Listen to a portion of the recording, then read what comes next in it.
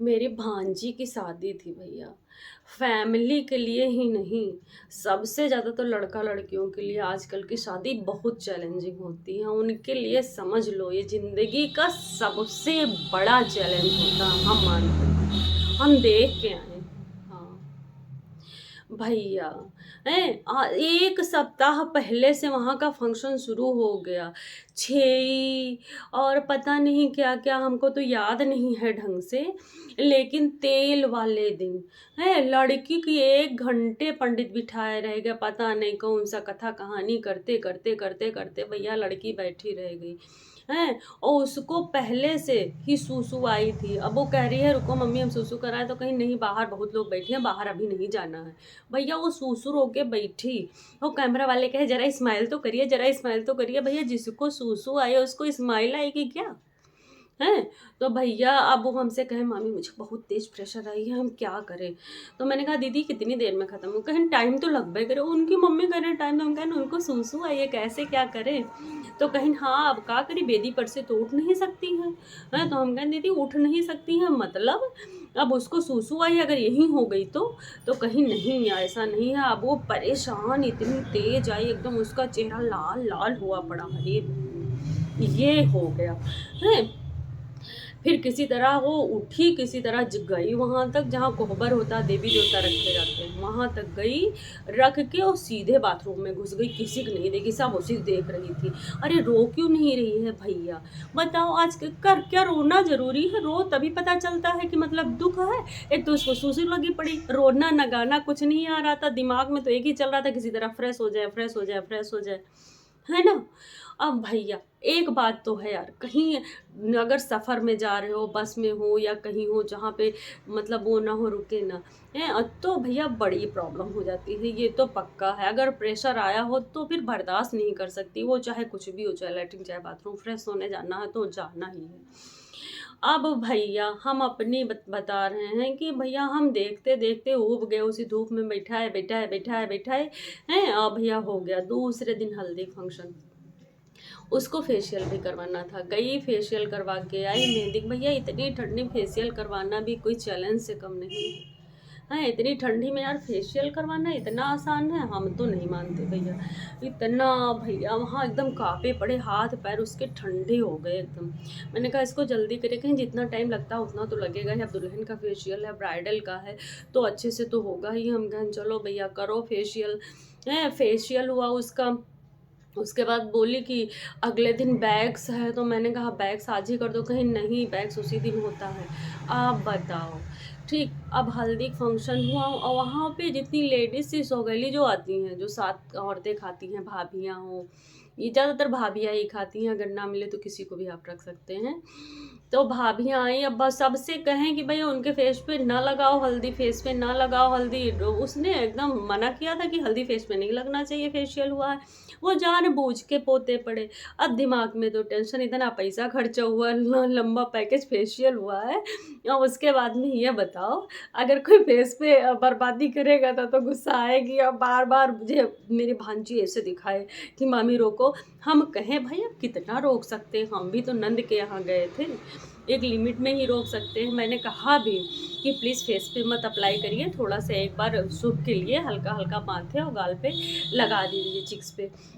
लेकिन जिसको जितना मना करो वो उतने पोते पड़ा है। अब वो कहे कैमरा वाला तो सबसे ज़्यादा गुस्सा होता, कहे कि जरा स्माइल करिए, जरा स्माइल करिए। और एक तो पसेरी भर का मेकअप, आ गई थी घर पे मेकअप करने के लिए है, और मेकअप किया उसने, और इतना लहंगा हैवी पहना दिया भैया हैं। अब बिटिया बैठ ना पाए, 1 घंटा उसमें वो बिठाए रहे। वहाँ पे उस पे बिठाया जाता है, एक छोटा सा रखा जाता है आसन, उसी पे बैठना होता है जहाँ मंडप होता है। मंडप में ही हल्दी हमारे यहाँ लगती है, तो मंडप में बिठाया गया। और बाद में बना था अलग हल्दी के फंक्शन के लिए, लेकिन जो मेन होता है वहाँ होता है मंडप में ही हल्दी लगाई जाती है।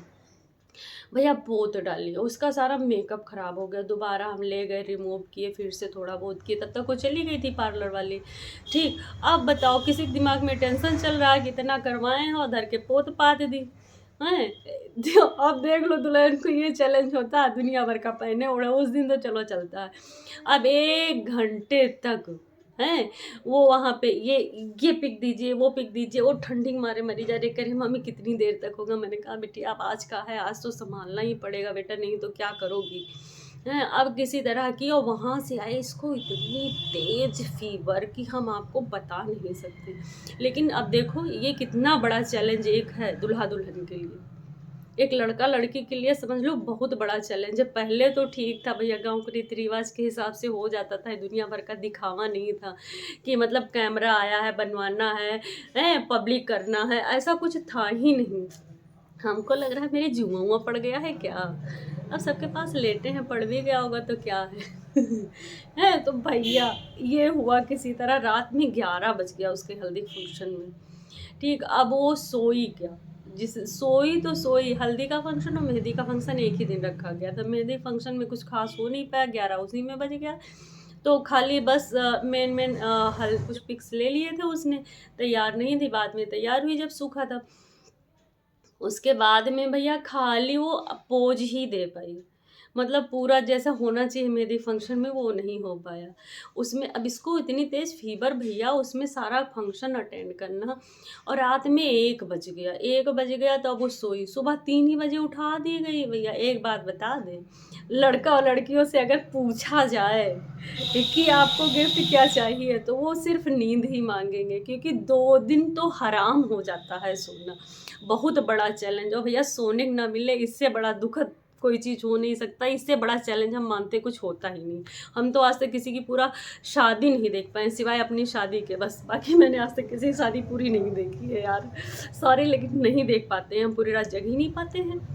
हैं, अब भैया शादी वाले दिन वो भैया चली गई 9-10 बजे, सारा जो वहाँ पूजा-वूजा होता है, पूजा-वूजा पंडित करवा दिए, गई चली गई, कुछ नहीं खाई 2 दिन में, किसी ने पूछा नहीं। मैंने बीच-बीच में पूछा, भाई अब नंद के यहाँ गए, मुझे भी बहुत काम हो जाता है। हुँ। और दीदी भी अकेली, लड़की थी, शादी बहू थी तो प्रेग्नेंट, बार-बार उसको उल्टी आए। अब भैया किसी तरह से वो वहाँ गई, वहाँ और भूख के मारे उसको फ़ीवर है, दवाई खिला के भेजा था। वैक्स, फिर फेशियल, फिर तैयार होना, रात में 8 बज गए आते-आते उसको। अब वो मारे ठंड के काँपे और उसको फिर से फ़ीवर। अब भैया जैसे आई वैसे, जब तक आई तब तक द्वारिक 4 हो गया था, बीरा फेंकना था। मैंने कहा चलो बीरा फेंक आओ बिटिया, कहीं मामी सुनो, मामी सुनो। मैंने कहा हाँ बिटिया अभी सुन रहे हैं। उसको फिर से प्रेशर आई थी, कोई पूछा तक नहीं, हैं। गई वहाँ डाली, वैसे वहीं से थोड़ा घूम के लाए, कहीं लेकर चलो सीधा वहाँ पे जयमाल पे। हमसे कही मामी मुझे बहुत तेज़ प्रेशर आई है, मुझे जाना है, मुझे फ्रेश होके आना है। अब भैया सीधे, अब हम कह रहे हैं और बाकी सारी उनकी भाभी-वाभियाँ लेके चली गईं उनको जयमाल पे। ठीक, अब जयमाल पे आपको तो पता होना चाहिए, अब बार-बार कैमरा वाला कहे प्लीज़ स्माइल करिए, ये पोज़ दीजिए, वो पोज़ दीजिए, बिटिया का मुँह ऐसे बना, लाल-लाल चेहरा, क्या बात है आप इतना सीरियस क्यों? अरे भैया क्या बताएँ कि उसको बहुत तेज़ प्रेशर आई है, फ्रेश होने जाना है। एक लड़की के लिए ये चैलेंज बहुत बड़ा चैलेंज है, ये बात मान लीजिए कि शादी लड़का और लड़कियों के लिए सबसे टफ चैलेंज है, ज़िंदगी का सबसे टफ चैलेंज है। उसके बाद वाला चैलेंज तो चलो भैया वही वाला हाल है कि जैसे मार्केट नीचे ऊपर होता रहता है वैसे तो चलता है, लेकिन शादी का जिसकी हुई है उससे पूछो उसको कितना बड़ा चैलेंज एक्सेप्ट करना पड़ता है। ये चैलेंज भी अब बहुत टफ है। फ्रेंड्स बताना कमेंट करके आप लोगों के साथ ऐसा हुआ है? अगर हुआ है तो प्लीज़ आप बताइएगा ज़रूर।